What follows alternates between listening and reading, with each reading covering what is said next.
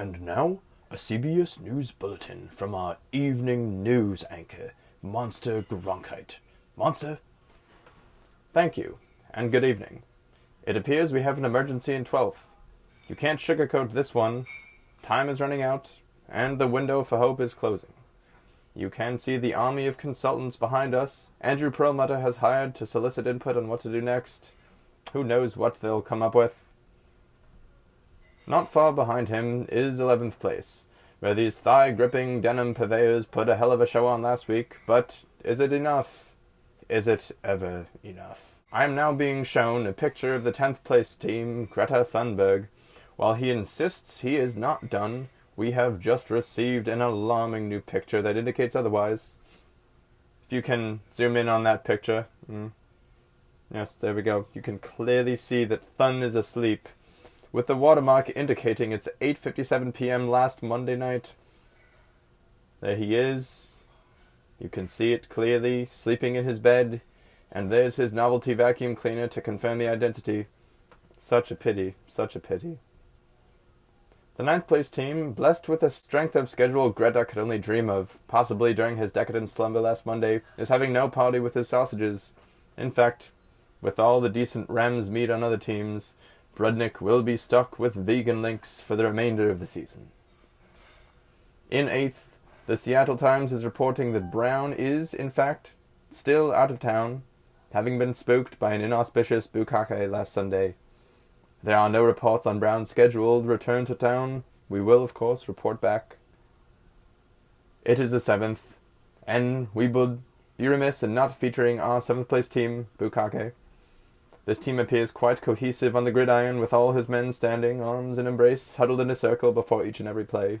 I wager his pickup Pascal is exactly what this team needs.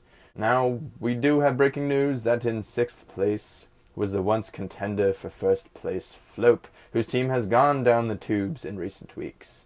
The American Pediatric Society has prescribed seeing a GP immediately, preferably one with no viable running backs or tight end. Now, patiently waiting in 5th, we now turn to our resident DJ, who is beginning to just scratch the surface in the playoff hunt. Say, do you have any Carrie Underwood on the 1s and 2s this Sunday? The kids just cannot get enough of her.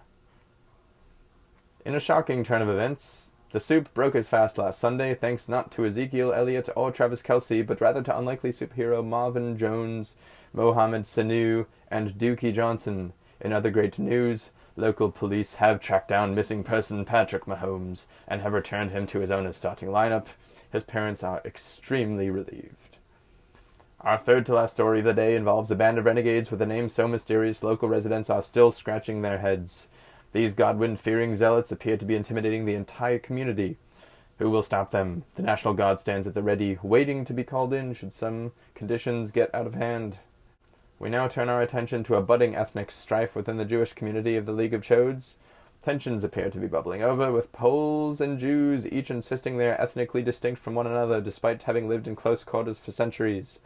Local tight end Evan Ingramowitz has decided to recuse himself from this fight, which, combined with the fact that Lenny Fonetsky and James Livner are on vacation, leaves the chosen people shorthanded for their upcoming skirmish. A real David vs. Goliath situation. And now our final story, one of great promise. The U.S. First Circuit Court of Appeals has ruled in favor of the defendant in Chincent Chestaverde Jr. versus the League of Chodes. He will be allowed to retain sole possession of 1st place in an acrimonious custody battle. And now we finish off our night. As always, we make our predictions. Fuchs Johnson socks the Poles right in the kisser. Cecil gives out-of-town Brown the Dickens. Beak ekes out a win over Sunday night. On Monday night, Book does what he needs to do against Perlmutter, which is to start fantasy players with a pulse. Howard takes it on the chin, and Thun falls asleep. We will see you in 2 weeks for the next broadcast. Good night.